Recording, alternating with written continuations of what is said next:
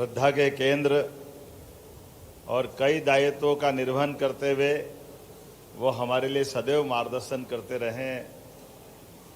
हमारे राष्ट्रीय स्वयंसेवक संघ के सह सरकार्यवाह पथ प्रदर्शक माननीय डॉक्टर कृष्ण कुपाल जी, इस अवसर पर हमारे बीच अभी जिसने विस्तार से अच्छी बात कही माननीय चेतन कश्यप जी, जो एमएसएमई मंत्री भी है और खासकर उनका अपना स्वयं का जीवन भी अलग अलग प्रकार से सबको प्रेरणादायी भी है। वो राजनीतिक क्षेत्र में आए तो सफल व्यवसायी के नाते से 50 साल तक अपना काम किया और 50 साल की उम्र पूरी होने के बाद बच्चों को काम सुपुर्द करके राजनीतिक क्षेत्र में आए और अभी पूरी दक्षता के साथ अपने काम में डूब करके हमारी सरकार के सबसे अच्छे काम करने वाले मंत्रियों में से चेतन कश्यप जी भी। इसी अवसर पर हमारे मंत्रियों के अंदर सौभाग्य की बात है, हमारे एक और मंत्री स्पोर्ट्स और कोऑपरेटिव मिनिस्टर भोपाल के और हमारी तुलनात्मक रूप से कम आयु के लेकिन दक्षता के साथ काम करने वाले माननीय विश्वास सारंग जी, आपका भी स्वागत अभिनंदन है। इस मंच पर ही विराजमान हमारी यहाँ की पूर्व महापौर और अभी कई अलग अलग कामों को प्रोत्साहन देते हुए लगातार सक्रियता के साथ ऐतिहासिक जीत के बाद अपनी उपयोगिता सिद्ध करती माननीय मंत्री श्रीमती कृष्णा गौड़ जी, आपका भी स्वागत अभिनंदन है। मंच पर विराजमान माननीय अखिल भारतीय अध्यक्ष लघु उद्योग भारती माननीय घनश्याम जी, भाई साहब मैं जोधपुर गया था, आपने उसका उदाहरण भी सुनाया। इस अवसर पर हमारे अपने इस प्रांत के विभिन्न दायित्ववान सभी अध्यक्ष और संगठन के संचालकगण और खास करके अलग अलग दायित्वों के साथ सामने विराजे अखिल भारतीय संगठन मंत्री जी और सभी दायित्ववान कार्यकर्ता। लघु उद्योग भारती का स्लोगन मुझे बहुत पसंद आता है और चूंकि मैं राजनीतिक क्षेत्र से आता हूं, लेकिन स्लोगन हमारा लघु उद्योग भारती की दृष्टि से, लेकिन जैसा समय चल रहा दुनिया के सामने उसमें सारी बात आ जाती। दाम कम दम ज्यादा, ये दो शब्द में अपने आप में सारी बातों का निचोड़ निकल जाता। अब ये हम अखिल भारतीय परिदृश्य में देख लें, सबसे बड़े दुनिया के ताकतवर देशों के संदर्भ में, उनके अपने राष्ट्रपतियों के संदर्भ में देखें, वो सारी चीजों का उत्तर मिल जाएगा। जहां हम अपने उस मूल भाव के आधार पर, जिसके आधार पर हमारे सारे संगठनों की रचना बनी है, वो विचार परिवार के नाते से, उन सारी बातों का सार अगर हम एक तरफ लघु उद्योग भारती की बात करते हैं तो दाम कम दम ज्यादा, तो ये स्वदेशी के आधार पर हमारे गुणवत्तापूर्ण उत्पाद को जो बढ़ावा देने का भाव है। और इसी प्रकार से जब हम कर्मचारी संघ के अंदर बात करते हैं तो उनसे भी क्या बात निकालते हैं कि हमारे द्वारा काम कर लेंगे पूरे दाम, है ना, क्या है नारा, देश के हित में करेंगे काम, काम लेंगे पूरे दाम। अब ये एक तरह से कोरिलेटेड है, जुड़ी हुई बात है, जिसके आधार पर वो सारी बातें आ रही कि हाँ, हम अपने प्रत्येक काम के बलबूते पर हमारे राष्ट्र के आत्मोत्थान से लेकर के स्वदेशी के भाव से लगा करके हमारी संस्कृति की अच्छाइयों के आधार पर हम देश को भी समृद्ध करना चाहते हैं, हमारे अपने मूल संस्कार को भी बचाना चाहते हैं और दुनिया के अंदर मानवीयता के मूल गुणों को लेकर के हमारी अपनी जो सनातन काल से चली हुई पहचान है, उस पहचान के आधार पर जियो और जीने दो के भाव को भी प्रकट करते हैं। हम प्रकृति से भी जोड़ते हैं, परमात्मा से भी जोड़ते हैं और स्वयं स्वावलंबन के आधार पर दुनिया में हमारे संस्कारों को भी स्थापित करना चाहते हैं, जो वसुदैव कुटुंबकम के भाव को लेकर आगे बढ़ना चाहते हैं। जब मैं आपसे कोई बात कर रहा हूं तो ऐसे में चूंकि शासन की भूमिका भी मुझे याद है, मैं आपके बीच में लगभग भाई साहब हमारी सरकार को बने हुए ये 19-20 महीने हुए होंगे, इसमें 3-4 महीने लोकसभा के छोड़ दें तो हमारे लिए लगभग 12-14 महीने बचे हैं। लेकिन जाने क्या हुआ, मैं अपने इस 12-14 महीने के समय में लगभग 2.5 महीने से ज्यादा समय अगर कहीं दिया है तो आपने इसी काम को दिया है। हमारी एमएसएमई, हमारी हेवी इंडस्ट्री, हमारा लघु कुटीर उद्योग, पूरे तौर पर एक ही काम को लेकर के प्रदेश के अंदर भी, देश के अंदर भी और देश के बाहर भी हर एक जगह इसी भाव के आधार पर, और ये हमारा मूल निचोड़ भी है। हमारे आत्मनिर्भर भारत की अगर अपन बात करेंगे, आत्मनिर्भर देश की बात करेंगे, प्रदेश की बात करेंगे, तो स्वाभाविक रूप से हमको अपने इसी काम के आधार पर, जो हम अपने संगठनों के आधार पर भी चलते हैं, हमारी सत्ता आधारित व्यवस्थाओं में ये समाज की धारणा रही ही नहीं है। स्वावलंबन के बलबूते पर गांव स्वावलंबन, खेती स्वावलंबन, उद्योग स्वावलंबन और स्वावलंबन के आधार पर आत्मनिर्भरता का जो मंत्र है, वास्तव में उसमें हमारे संगठन भी खड़े हो जाते हैं, जीवन शैली भी पनप जाती है। और इस बात का आनंद भी है कई प्रकार से जब आपके सुझाव भी आते हैं तो मुझे इस बात का आनंद आता है कि अधिकांश सुझाव मानने योग्य होते, उसमें कोई भी अस्वीकार करने की बात ही नहीं होती। क्योंकि अगर सरकार के दृष्टि से भी आप सुझाव दे ही रहो तो वो उससे जुड़ करके ही बात, इसमें कुछ दूसरी बात नहीं। लेकिन ये बात भी सही है, माननीय हमारे मार्गदर्शक बीच में रहते तो वो टोकते भी है। जब हमारे अध्यक्ष जी ने ज्यादा डिमांड कर दी तो उन्होंने कहा भाई तुम्हारी अपनी मूल बात करना थी ना, ये तो मीटिंग करके कर लेना, जहां आपको डिमांड देना वहां डिमांड नहीं, 1 घंटे तक बात करना, 2 घंटे बात करना। लेकिन अगर हम अपने लघु उद्योग भारती के कार्यक्रम में हैं, कार्यालय का लोकार्पण है, बड़ी संख्या में लोग जुड़ रहे हैं, तो हमारे मूल उद्देश्य क्या है उस पर भी बात करना चाहिए। मैं धन्यवाद देना चाहता हूं भाई साहब, आपने मेरे को भी बचाया और मूल रूप से संगठन का अपना जो भाव है उस मंत्र को भी सिद्ध करने का प्रयास किया, क्योंकि मैं आपसे 100% सहमत हूं, ये बात सही है। ऐसे ही तो सारी बात बनती है और चलती भी ऐसी है। लेकिन ये बात अलग है कि हमारे मूल संगठनों के अगर कोई कार्यालय का उद्घाटन हो रहा है तो लोकार्पण हो रहा है, तो ये कार्यालय बन क्यों रहे? कार्यालय हमारे काम का आधार है। कार्यालय हमारे काम के आगे बढ़ने के लिए, प्रेरणा देने के लिए कई प्रकार से हमको लाभान्वित भी करता है और ऊर्जा भी देता है। ऐसे में एक भवन का लोकार्पण हुआ है, मेरी अपनी ओर से बधाई देना चाहता हूं लघु उद्योग भारती के नए भवन के आधार पर। और भवन भी कितना बढ़िया बना है। कहाँ हमारा अपने आपकी जो मैं संगठन की आयु देख रहा था, जो आपने बताई, लगभग 20-21 साल आपने लघु उद्योग भारती की आयु बताई, 31 साल। लेकिन 31 साल के साथ हमारा ये शताब्दी वर्ष भी तो चल रहा है, अगर हम 1925 से जोड़ेंगे। लेकिन ये जो निकलती शाखाएं हमको अपने सभी प्रकार से पुष्ट कर रही है, आनंद के साथ हमारे विचार के प्रति और हमारी गहराई प्रदान कर रही है, और उसका हमको एहसास भी हो रहा है। दोनों प्रकार से भवन बन जाए, लेकिन भवन में काम करने वाले लोगों की क्षमता कैसी है, उनकी आत्मा कैसी है, फिर सरकार के माध्यम से सरकार भी बनी है तो सरकार की परिस्थिति कैसी है, सरकार के काम करने की नीतियां कैसी है। तो ये जरूर नीतियों पे मैं बात करना चाहूँगा। हमारे द्वारा सरकार के माध्यम से हमने कहा कि अगर राज्य के अंदर समृद्धि देखेंगे तो केवल 1-2 जिलों को समृद्ध करने से बात नहीं बनेगी, हमको पूरे प्रदेश के परिदृश्य में देखना पड़ेगा। तो मुझे इस बात का संतोष भी है कि हमने अपने लिए मालवा में इंदौर हो सकता है, भोपाल हो सकता है, लेकिन यहाँ नर्मदापुरम क्यों नहीं हो सकता है, रीवा क्यों नहीं हो सकता है। हमारे छोटे छोटे स्थान, शहडोल जैसे स्थान पर भी हमारे उद्योग संवर्धन के लिए इंडस्ट्री कॉन्क्लेव क्यों नहीं होना चाहिए। इसलिए प्रत्येक संभाग पर बीते साल हमने हर एक जगह सभी विषयों को मिला करके अपनी इंडस्ट्रियों की शुरुआत कराने के लिए सभी प्रकार के देश के, प्रदेश के, विदेश के सारे लोगों को आमंत्रित करते हुए, हमारे प्रदेश को समृद्ध करते हुए, उनके अपने साथ कदम से कदम कैसे मिला के चल सके उस दिशा में भी काम किया।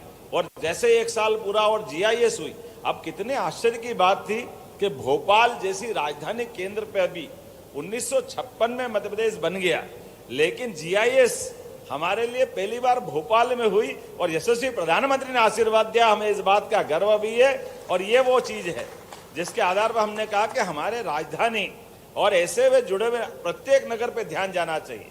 और जीआईएस के बाद अब हमने अपने अलग अलग उद्योगों पे कि हमारे जिले में भी अगर माइनिंग के सेक्टर में कटनी का वजन है तो कटनी में देश भर के अलग अलग माइनिंग सेक्टर के लोग आना चाहिए। हमारा हिम्मत तब बड़ी थी जब हमने पहली बार ग्वालियर जबलपुर में इंडस्ट्री कॉन्क्लेव की।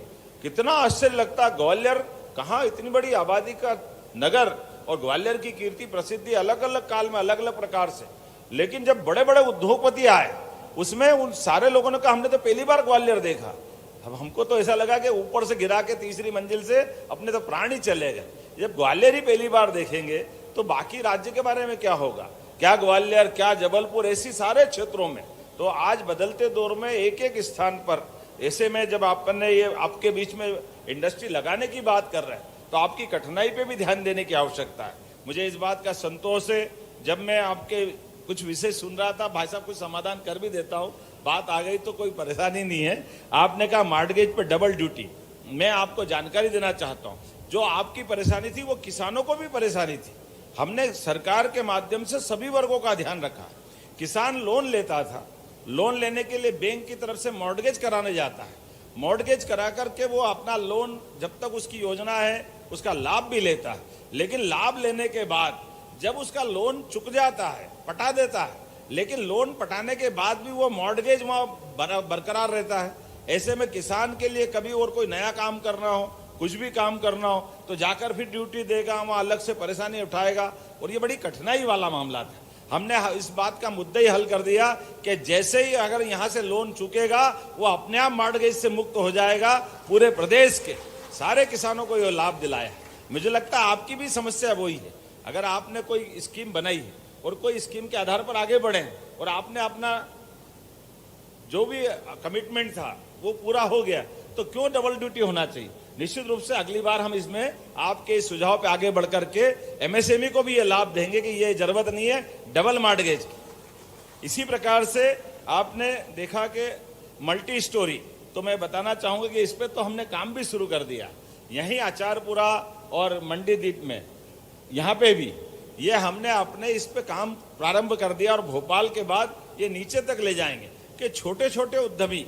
इसलिए हम तो अपने प्रत्येक इंडस्ट्री कॉन्क्लेव में भी बोलते हैं कि हमारे लिए 1000 करोड़ 1 लाख करोड़ वाला का जो महत्व है वो 1 लाख वाला का बराबर है। हमारी निगाह में कोई अंतर नहीं, दोनों बराबर। जो इन्वेस्टमेंट करने आ रहे हैं, जो नया उद्यमशील अपना कदम बढ़ा रहे हैं, उसका मदद करना ये हमारा काम है। ऐसे में हमारी दृष्टि समदृष्टि होना चाहिए, हम समान रूप से दोनों को देख रहे हैं, इसलिए इसमें कोई संकट नहीं। और आपने फायर एनओसी की बात कही है, मैं इस बात का, आप तो उज्जैन के लोग गवाह भी होंगे, जब मैं शिक्षा मंत्री था एक बड़ा कार्यक्रम हमारा गुना के पास माननीय प्रधानमंत्री जी का चीता प्रोजेक्ट था, और उस कार्यक्रम में सारे लोग, विधायक, मंत्री, सबको बुलाए थे। और मैं वहाँ जब जा रहा था, रास्ते में जाते जाते समाचार मिला कि एक इंडस्ट्री के अंदर वो नागझीरी में कोई आग लग गई, उल्लास जी वगैरह मौजूद है, और वहाँ हमारे कुछ लेबर का घटना घट गई। और ऐसे में बड़ी मुश्किल थी कि मैं अब उस प्रधानमंत्री के कार्यक्रम को करूं या मेरी विधानसभा में ये बड़ी घटना जिसमें कई लोग जल के उनका शरीर छूट गया। ऐसे में तुरंत निर्णय लिया कि अब मैंने वहीं से अपने नेतृत्व को खबर की कि मैं अब वहाँ नहीं आ रहा हूँ, मेरे को इधर जाना चाहिए। और यहाँ आकर के आपने देखा ही होगा, और हमने उस पर निर्णय किया कि ये अगर इंडस्ट्री में घटना हुई है ये भी है, लेकिन जैसे होता ही है कि बाद में इंडस्ट्री के अंदर घटना घटने के आधार पर, दबाव के आधार पर वो उद्योगपति पे मर्डर का मुकदमा लग जाए, ये हो जाए वो हो जाए। उससे हमने कोशिश की कि भाई घटना को घटना जैसा लेना चाहिए, वो दुर्घटना है, कोई मन में किसी की दूसरी कोई भाव नहीं। और उसी आधार पर भी हमने उस तरह से उस निर्णय को भी लागू किया। और आपको बताना चाहूँगा, इसी आधार पर फायर के लिए भी इसी दिसंबर के सत्र में हमारे एक नया बिल आ रहा है, जिसमें हम ये प्रक्रियाधीन है, जिसके आधार पर समयबद्ध और सरल रूप से सारी एनओसियां सभी को लाभ दिलाएंगे। इंडस्ट्री वाले मामले में इस परेशानी का समाधान भी करेंगे, इसमें कोई परेशानी नहीं आएगी। और साथ ही साथ जैसे हमारे अपने राज्य के अंदर खेती के लिए, फूड इंडस्ट्री के मामले में, रोजगार आधारित उद्योग करने के लिए, भाई साहब हमारे राज्य के अंदर अभी हमने इंडस्ट्री पॉलिसी में 2 बात की गुंजाइश दी है कि जो मशीन आधारित इंडस्ट्री लग रही है उनका अपना काम है, उनको अपना तरीके से व्यापार कराना है। लेकिन अगर वो रोजगार आधारित उद्योग लगा रहे हैं, तो जैसे लाडली बहना को हमको अभी 1500 से लेकर 1500 तक आगे हमको घर बैठे उनको अपनी व्यवस्था से लाभ दिलाना है। हमने कहा इससे बात नहीं बनेगी। जो बहनें लाडली बहना अगर आकर के हमारी इंडस्ट्री में काम करेगी तो उसको 1500 या 3000 नहीं, उसको 5000 रुपया महीना सरकार दिलाएगी, ताकि वो रोजगार से जुड़े अपने काम करके आए। और बाकी इंडस्ट्रीज देगा, मतलब सरकार 5000 देगी, 8000 हमारा उद्योगपति देगा, तो कुल मिलाकर 12-13 हजार मिलेंगे। लेकिन काम करते करते उसकी जिंदगी में भी अपनी परेशानी का निदान भी रहे, हमको श्रम आधारित लेबर भी मिले। और इसलिए रोजगार आधारित उद्योगों के लिए हम उद्योगों से एमओयू भी कर रहे हैं कि आप अपनी इंडस्ट्री लगाइए, और उसकी बहुत बड़ी कीमत वाली भी नहीं, बहुत छोटी। अगर हमने 500 करोड़ से ऊपर वाली मशीन आधारित उद्योगों के लिए हमने कहा कि सब प्रकार की सुविधा देंगे, तो ये 40-50 करोड़ की इंडस्ट्री, 10-20 करोड़ की इंडस्ट्री भी अगर रोजगार परक लगाते हैं तो उसकी आने वाली लेबर, वो लेबर अपनी 100 से लेकर 4,000-7,000 तक भी हो सकती है। जैसे कॉटन आधारित उद्योग हमारे हैं, तो हमारी झाबुआ, धार, निमाड़ का पूरा बेल्ट, ऐसे में कॉटन से धागा से लेकर कपड़े बनाने तक, कपड़े बना करके निर्यात करने तक वो इंडस्ट्री लगाते हैं। तो लेबर आप अपनी इंडस्ट्री में लगाएंगे, लेबर से आप अपना काम कराएंगे, निर्यात आप करेंगे, जो बाकी व्यवस्था आपकी इंडस्ट्री के माध्यम से आपकी हो सकती वो आप करेंगे। लेकिन आप हमारे राज्य के लोगों को रोजगार दे रहे हैं, तो 10 साल तक 5,000 रुपया महीना सरकार आपको देगी ताकि आप रोजगार चलाओ। ये रोजगार आपको चलाना है, लेकिन रोजगार आधारित कारखाने खड़े करके हमारे राज्य के लोगों को काम का मौका मिलेगा। ऐसे कई प्रकार के सेक्टर में, अभी मेडिकल सेक्टर में भी हम इस तरह से आगे बढ़ रहे हैं कि हॉस्पिटल खोलो, हॉस्पिटल भी सब सेक्टर में खोलो, हॉस्पिटल के अंदर भी अगर काम करते हैं तो हम उस प्रकार से उसकी मदद कर रहे हैं। ऐसे हमारे आपके माध्यम से जो तकनीकी रूप से दक्ष करने के लिए संस्थान खोलते हैं, ITI खोलते हैं, पॉलिटेक्निक कॉलेज खोलते हैं, इंजीनियरिंग कॉलेज को भी हमने ये बड़े पैमाने पर अपने देश के बाहर भी और देश के अंदर भी ये अभियान चलाया हुआ है कि अगर आपके संस्थान के माध्यम से अगर आप अपने गुणवत्तापूर्ण उत्पाद के उस प्रकार के लोग ट्रेंड करना चाहते हैं, तो हम ITI या इंजीनियरिंग कॉलेज भी आप चलाना चाहोगे तो आप में आपकी सहभागिता उसमें भी जोड़ेंगे, क्योंकि हम चाहते हैं कि हमारे राज्य के अंदर ही प्रतिभाएं अपने दक्षता हासिल करे और उस दक्षता के बलबूते पर वो अपने क्षेत्र में यहीं खप जाए। इसलिए भी एक नया मॉडल पे भी हम आगे बढ़े। अभी अभी हमारा उज्जैन का जो इंजीनियरिंग कॉलेज कैंपस है, उस इंजीनियरिंग कॉलेज कैंपस में IIT इंदौर के माध्यम से भारत सरकार के शिक्षा मंत्री को मैं बैठा, वो बैठे, हमने कहा हमारे जो जितनी इंडस्ट्रियां लग रही है इनके अंदर अन्वेषण के काम, नए रिसर्च के काम चलना चाहिए, क्योंकि अब नए समय में नए प्रकार की रिसर्च होती जाए तो रिसर्च के लिए वो बाहर क्यों जाए, हमारे राज्य के अंदर ही उपलब्ध होना चाहिए। इसीलिए डीप टेक रिसर्च पार्क बनाने की बात आई। तो पहले तो ये बना के 50% भारत सरकार, 250 करोड़ भारत सरकार मिलाएगी और 250 करोड़ हम मिलाएंगे। लेकिन एक टेक्निकल मामले में कि IIT इंदौर है तो उज्जैन में क्यों करे, जबकि हमने कहा है कि अब तो मेट्रोपॉलिटन बना दिया है, इंदौर उज्जैन अलग नहीं है, लेकिन उसमें कुछ व्यवधान फाइनेंस की तरफ से आया तो हमने कहा 500 करोड़ भी हम दे देंगे। लेकिन IIT का ये एक्सपर्टी है, उनकी अपने आप में विशेषज्ञता है, तो IIT को जोड़ करके हमारा भी टेक्निकल डिपार्टमेंट जुड़ेगा और ये अलग अलग प्रकार के अनुसंधान के केंद्र भी खड़े हो। ऐसे ही अपने आपके माध्यम से जहां भी ऐसे संस्थान की आवश्यकता होगी, सरकार आपके साथ खड़ी है। आप दक्ष अपना स्किल डेवलपमेंट के कार्यक्रम चलाएं और उसके माध्यम से लोगों को रोजगार भी दे। और कुल मिलाकर के हमारी आपकी जो भावना है, यशस्वी प्रधानमंत्री ने तो स्वयं 15 अगस्त में जब उनने बात कही है कि स्वदेशी सारी बातों का समाधान, और इस बदलते दौर में हमारे लिए सौभाग्य की बात है, यशस्वी प्रधानमंत्री के उस आह्वान के बलबूते पर हमारी सरकार भी कदम से कदम मिला करके अपने सभी प्रकार के ऐसे उद्यमशीलता के कामों को बढ़ावा दे रहे हैं। मैं आपके MSME के आंकड़े ही देख रहा था, तो लगभग 6 करोड़ से ज्यादा सूक्ष्म लघु MSME इकाइयां अपने देश के अंदर है, लेकिन जिनका 30% से ज्यादा GDP में लाभ है। और हमारी सरकार ने भी बनाने के साथ भाई साहब निर्णय किया कि सरकार बनती तो 1-1 साल की नीति नहीं बनना चाहिए, 5 साल के आधार पर अपने सारे कामों का हमने रोड मैप लेके प्रारंभ किया। तो 5 साल के अंदर हमको बिजली कितनी लगेगी, और बिजली तो 20 साल तक आगे तक हम सोच रहे हैं। और उद्योग भी अपनी बिजली अगर वो उनको महंगा पड़ता है तो बिजली अपनी स्वयं की उत्पादित करें, उसमें भी हम मदद करने के लिए तैयार है। अगर आप अपनी बिजली स्वयं उत्पादित करते हैं तो आपको भी सस्ती पड़ेगी, हमारे द्वारा ही क्यों कनेक्शन देना चाहिए बिजली का। हमारे द्वारा अगर हम अपने स्थानीय उपभोक्ताओं को रेसिडेंशियल में देते हैं तो कमर्शियल में भी देना चाहिए। इसलिए केवल बिजली भी सब प्रकार की, पंप स्टोरेज से लगा करके, सोलर से लगा करके, विंड और सभी प्रकार की ऊर्जा के स्रोत अपने खड़े हो जाए। और उसी प्रकार से भूमि के मामले में भी, और केवल सरकारी नहीं, गैर सरकारी स्तर पे भी हमारे ऐसे संस्थान खड़े हो, तो जो सरकार का लाभ हम सरकारी स्तर पे दे रहे हैं वो गैर सरकारी स्तर पे भी देंगे। आप अपना खुद का एक बड़ा कैंपस बनाए, उस कैंपस में सरकार के माध्यम से जो जो सुविधा लेना चाहे वो सारी सुविधा आपको हम देने को तैयार है। और इसीलिए विषय आधारित अलग अलग क्लस्टर भी बन रहे हैं।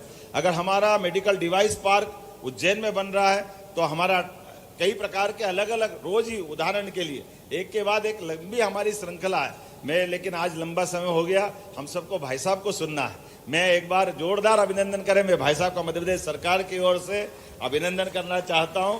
हमारे लिए सौभाग्य की बात है, विद्वान लोग हमारे बीच मार्गदर्शन करते तो हमारे लिए उसका कई गुना हमारे काम करने की ताकत बढ़ती है। और भाई साहब की शुरू से आदत रही, किसी भी क्षेत्र में जाए वो अच्छी बात के बातचीत में 2-4 गुरु मंत्र दे देते हैं, जिसके आधार पे आप लंबे समय तक काम करते रहो। जब हमारे लिए उज्जैन में हम अपने एंशिएंट हिस्ट्री पे काम कर रहे थे तो उसके मामले में आपने मार्गदर्शन किया, सम्राट विक्रमादित्य, फिर आदिकाल से हमारी सब अच्छी बातें, खगोल का उज्जैन का केंद्र है, हमारी वेधशाला है, कितने प्रकार से काम कर सकते।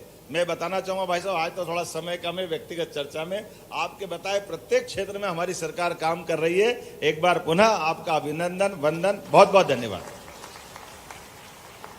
बहुत बहुत धन्यवाद माननीय मुख्यमंत्री जी। आपके आज यहाँ पर उद्बोधन से निश्चित रूप में एक नई ऊर्जा हमारे उद्यमियों के बीच में आज आ गई है। अब जिस क्षण का हम सभी को इंतजार है और जिनके मार्गदर्शन के लिए कल से हम सभी इंतजार कर रहे हैं, मैं बहुत ही श्रद्धा और आदर के